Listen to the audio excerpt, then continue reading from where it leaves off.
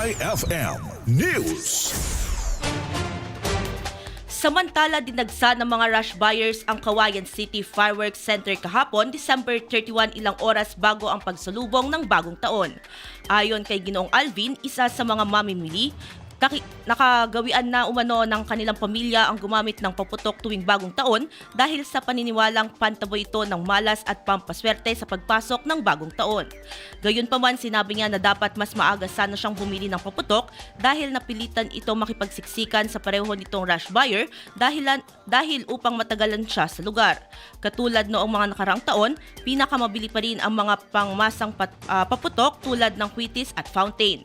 Patuloy naman na nakamonitor sa lugar ang mga otoridad upang bantayan ang sitwasyon sa lugar at upang matiyak na lahat ay susunod sa mga alituntunin kaugnay sa pagbebenta ng paputok. Idol. IFM News. Idol, parang bumibilis ba ang pagtanda? Ang dahilan humihina ang cell division na pagpapalit ng bagong cell habang nagkakaedad.